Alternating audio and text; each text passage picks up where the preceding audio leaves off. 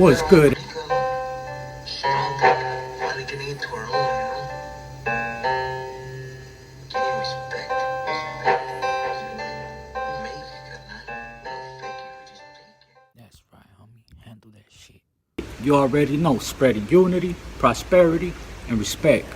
Above all, if you're new here, do me a favor. Hit that subscribe button, hit that notification bell. It don't cost you nothing, and it will help out this channel, help out the movement I got going, help me get into the algorithm, so on and so forth. So, at the end of this video, if you like it, give me a thumbs up. Check out some of my past content. I guarantee it's gonna be a lot of wisdom, knowledge, crazy stories, anything that you ever thought about as far as prison. I guarantee you I have a story touching on a similar situation that you probably had in your mind.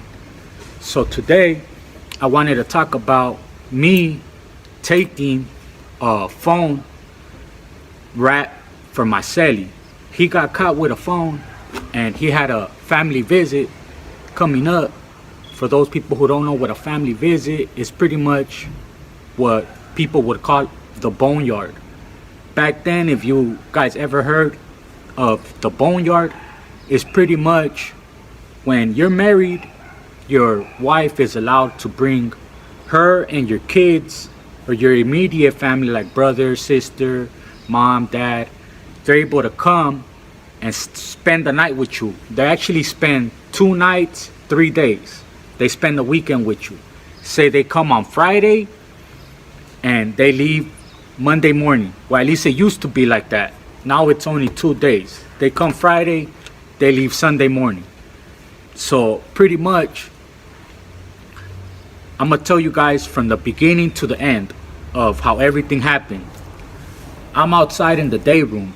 This was when I was in New Corcoran, Sat F, on F Yard. Anybody knows or familiar with Sat F, F Yard, the level 2? It's a 6-man cubicle. Each cell has 6 people in it. It could be like 2 homies, 2 whites, and 2 blacks. You know, it's a mixture of races. It's not just one cell with 6 homies or one cell with 6 whites. You know what I mean? It's a mixture of races.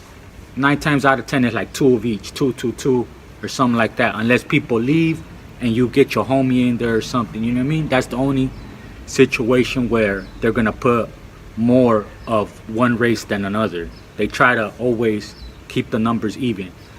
So we're in a 6-man cubicle and I go downstairs to use the payphone. Although we have a phone, I had just moved there too with the homie. It was the homie Thumper from Artesia. You know what I mean? I had just moved in there and I knew he had it, but at the same time, that first thing he told me was, hey bro, look, even though we have that, still use the phone down there. But just don't talk about anything about that on the phone down there, you know? But still use that payphone, because say you were in the last building you were at, right?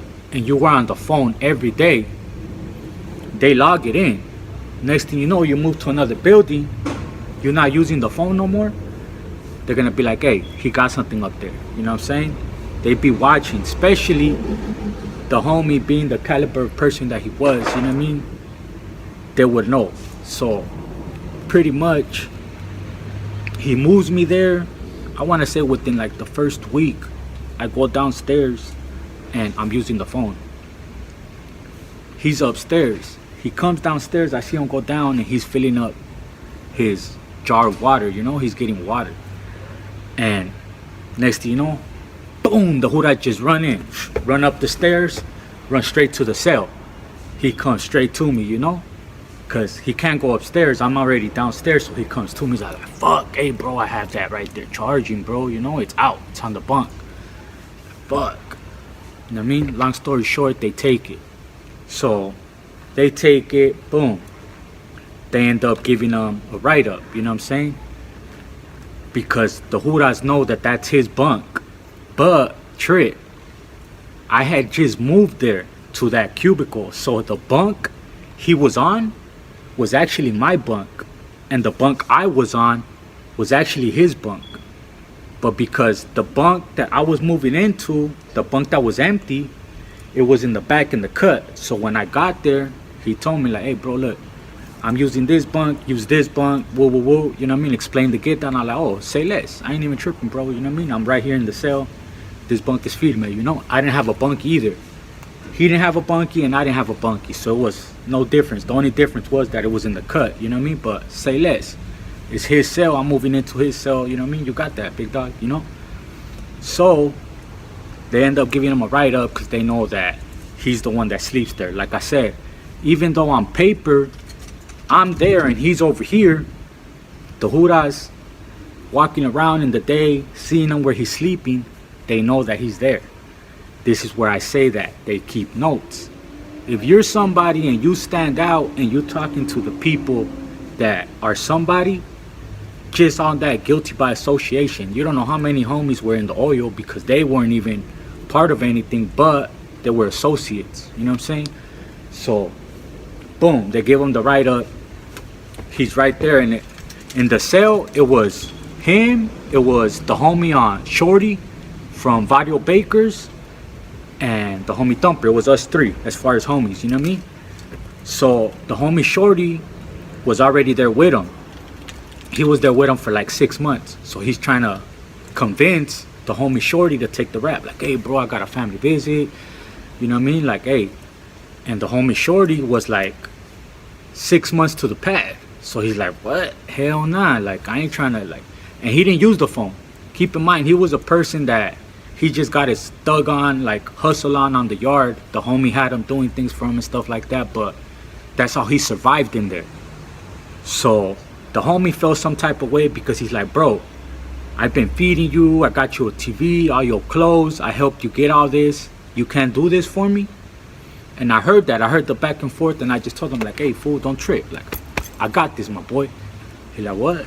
At this time, this was 2014, you know? I wasn't supposed to get out till this was 2014. I ended up getting out 2017. So I had 2 years left. I was supposed to get out 2016. So I had a couple years left, you know? I was like, whatever, say less, I'll take it. Because that time you can't get back.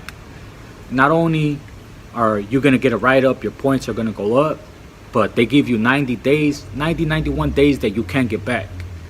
You know what I mean? So I was just like, fuck it, like, don't trip. I had a couple years, you know what I mean?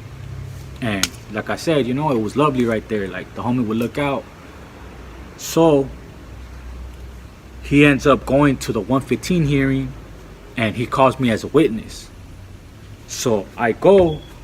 As soon as I go inside, I just tell the Hura, like, hey, look, whatever you found, bro, that was mine. You know what I'm saying? So like, what? Like, yeah, whatever you found, that was mine, bro. Like, that's my bunk. You know, he was just watching it for me. Woo, woo, woo. Long story short, they ended up taking it off of him and they put it on me. I ended up getting 91 days for the cause because I didn't want to stop whatever the homie had going on, his family visits and all that. You know what I'm saying? Little did I know it was putting myself in a bad spot later on in life. You know what I'm saying? And I'll talk about that later on. I just wanted to share this story with you guys because, yeah, I did that. And you guys might be like, hell yeah, you know what I'm saying? But hell nah, because not only did I get the 91 days, but the homie that I took the rap for, that phone that they took, because one of the agreements that it was when I moved in that cell was that we were gonna go have some on the phone, right? I was only there a week and he got it taken. So I'm like, fuck it, I'm gonna take the rap for it and he's gonna be like, you know, we're good. He was still trying to tax me for that phone. You know what I'm saying? After the fact that he got it taken and that I ended up taking 91 days for him. You know what I'm saying? So although you may have good intentions in your heart, other people are not going to have those same intentions in return. You know what I'm saying? So if I was to go back and change whatever I did, I would in a heartbeat, man, because that person that I did that for didn't have my back and my best interest at the end of the day once stuff transpired later on. You know what I'm saying? And like I said, I'll touch on that on the next videos. I just wanted to give you guys this story right here. I know you guys were probably gonna be like, oh yeah, woo woo, you know, they lived happily ever after and he looked out. Nah, homie. I did that for him and he ended up doing me wrong. You know what I mean? In the end. So, anytime you guys are in any type of situations, although you feel bad for a person or whatever, you know what I mean? Unless it's like your boy and you know they're gonna do the same for you, look out for yourself. Worry about your best interest.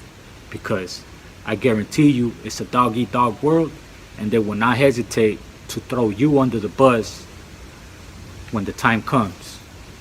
You know what I mean? Even though you showed them love, cariño, and you did this for them, when the time comes into return, they're not gonna do that for you. You know what I'm saying? So, y'all just be careful, and I hope y'all learn from this. You know what I'm saying? Unity, prosperity, and respect. Above all, let's get it. We got all pretty good. Strong, finding getting into our own.